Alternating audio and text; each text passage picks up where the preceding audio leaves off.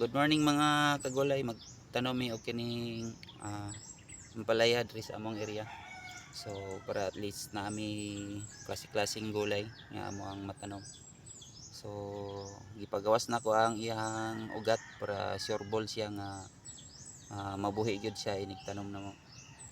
So ang tawag ani ragdoll method. So kuan lang nako siya. Gihumol na og tubig 6 hours. After 6 hours akong gikuha, gibutang nako siya dire nya gibutangan nako siya og tissue, then gibasa nako og tubig nya after 2 days na gawas na iyahang ugat. So karon may amo na ni itanom dito dire sa among area. Let's go.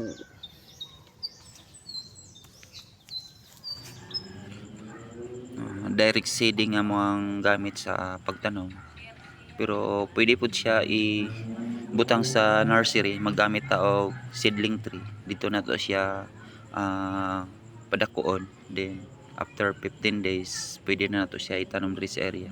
Pero sa amo na siyang gi direct seeding. Mao gyapon ang kuan 100% siyang mo gawas ang iyang kuan dahon.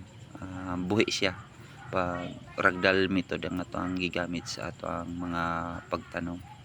So after 1 day, so makita na to nga nanay misibol nga dahon niya. Ang unang dahon niya sa ato ang ampalaya mga kagulay. So effective kayo ang ato ang method, ang ragdoll method. Then direct seeding dayon nato ang ato ang pagtanom kay sigurado naman siya na naman siya ugat nga atong nakita nga gitanom nato sa area. Then after 5 days, so ingani na iyahang status sa ato ang ampalaya. So dako-dako na iyang dahon, makita na to nga stable na siya.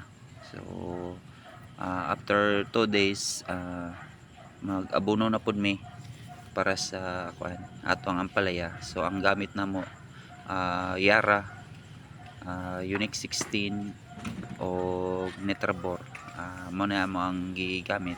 So combination na siya Yara nga abono. So after 1 week na pod, so mag-abono na pod siya.